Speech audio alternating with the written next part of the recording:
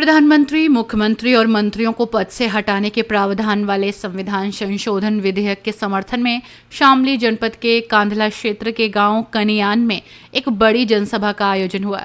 कार्यक्रम में भारतीय जनता पार्टी के प्रदेश उपाध्यक्ष और विधान परिषद सदस्य यानी कि एमएलसी मोहित बेनीवाल ने ग्रामीणों को संबोधित करते हुए कहा कि ये विधेयक देश की लोकतांत्रिक प्रक्रिया को और अधिक मजबूत बनाएगा। हजारों की संख्या में जुटे ग्रामीणों ने हाथ उठाकर इस विधेयक का समर्थन जताया। बेनीवाल ने बताया कि केंद्र सरकार इस विधेयक को संयुक्त संसदीय समिति को भेज चुकी है। इसे जल्द ही लागू करने की प्रक्रिया शुरू की जाएगी। उन्होंने विपक्षी दलों सपा, बसपा, कांग्रेस और राजद पर निशाना साधते हुए कहा कि कुछ पार्टियां वर्षों से लोकतंत्र का दुरुपयोग करती रही हैं। यहां तक कि जेल में रहते हुए भी सरकार चलाने का प्रयास किया गया, लेकिन अब ऐसा नहीं चलेगा। ईवीएम को लेकर विपक्ष के आरोपों पर प्रतिक्रिया देते हुए बेनीवाल ने कहा, जब विपक्षी दल जीतते हैं तो ईवीएम ठीक होती है और जब हारते हैं तो मशीन को दोष देते हैं। उन्होंने विपक्ष पर वोट चोरी का ड्रामा करने का भी आरोप लगाया।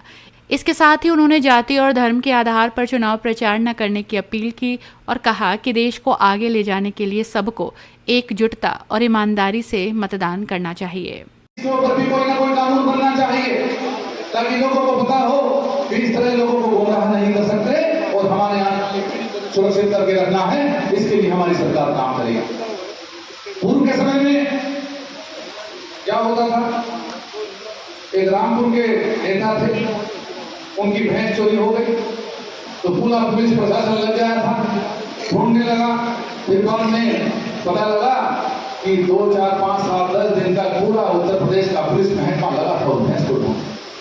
अब पता नहीं वो सही ढूंढी गलत ढूंढी वो नहीं पता है, लेकिन इसके ऊपर पूरा प्रशासन, पूरा उत्तर प्रदेश उस समाजवादी पार्टी सरकार में लोगों की चिंता नहीं करते थे। वो चिंता करते थे कि उनके नेता की भैंस को कहां से ढूंढ करके लाए। इसके लिए समाजवादी पार्टी सरकार काम करती है। अब वो बात करते हैं, उनका विचार आप लोगों को मालूम है, आप लोगों ने अनुभव किया है कि कैसे इस क्षेत्र के अंदर अपराध होता था। लेकिन माननीय योगी जी के नेतृत्व में, आज माननीय मोदी जी की प्रेरणा से उत्तर प्रदेश में अपराध व्यवस्था को ध्वस्त करने का काम अगर हुआ है तो उत्तर प्रदेश में हुआ। आज अपराध के नियंत्रण के लिए पूरे देश के अंदर एक उदाहरण बनकर के उत्तर प्रदेश आगे बढ़ा है। उत्तर प्रदेश पहले बीमारू राज्यों की बात गिनती में होता था। दिल्ली के अंदर कोई यहाँ का वाला जाता था तो कहां से आया, तो शामली जिले से आया। पुरानी बात बता रहा हूं, 14 से पहले की।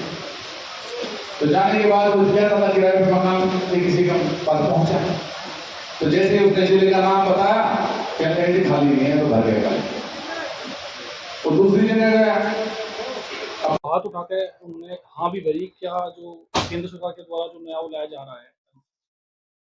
अभी सदन के अंदर देश के लोकप्रिय गृह मंत्री अमित शाह जी के नेतृत्व में 30 दिन अगर कोई जेल में रहता है, मुख्यमंत्री हो, जो राज्य सरकार का मंत्री हो, ऐसे विधेयक को पारित करके डीपीसी में भेजने का निर्णय लिया गया है।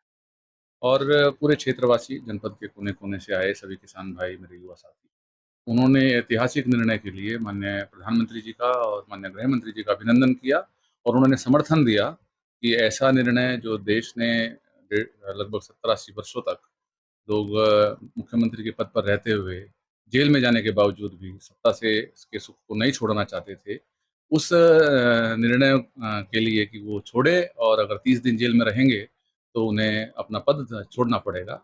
इस निर्णय का बड़े जोरदार समर्थन सबने किया, पुरजोर समर्थन किया और कहा यह ऐतिहासिक निर्णय है। देश के साथ सभी किसान भाई हम लोग खड़े हैं। अखिलेश यादव जी अब यूपी के साथ साथ जो है बिहार में भी पहुंच गए और वहाँ लगातार जो है जो आंदोलन के रूप में वो तैयारी कर रहे हैं, आरजेडी वाले और कांग्रेस वाले, इसको लेकर के क्या कहोगे? अब इन्होंने एक नया वोट चोरी का विषय उठा करके लोगों को भ्रमित करने का प्रयास कर रहे हैं। कांग्रेस और समाजवादी पार्टी वो मिल करके, जब कांग्रेस या सपा जीतती है तो उस समय चुनाव आयोग की तारीफ करती है, चुनाव आयोग अच्छा हो जाता है, जो हमारी ईवीएम मशीन है वो ठीक काम करना शुरू कर देती हैं, सारी वोटें ठीक बनती हैं। जब वो चुनाव हारने लगती हैं तो वो ईवीएम मशीन पर भी सवालिया निशान लगाते हैं और वोट चोरी का नया भ्रम पैदा करने का लोग प्रयास करते हैं। लोकसभा में चुनाव में आया, उत्तर प्रदेश में कुछ सीटें उन्होंने जीती हैं और जहाँ जहाँ जीती वहाँ वोट ठीक हुई, वहाँ ईवीएम मशीन ठीक काम कर गई, और जहाँ भारतीय जनता पार्टी जीती वहाँ उनका प्रश्न चल लगा है ये लोगों को भ्रमित करने का काम है और लोकतंत्र के अंदर उनको आस्था रखनी चाहिए, लोगों को बहकाना नहीं चाहिए और जाति और धर्म के भेदभाव के आधार पर चुनाव लड़ने की प्रक्रिया को बंद करना चाहिए। अपनी राय हमें कमेंट में जरूर बताएं और ऐसे ही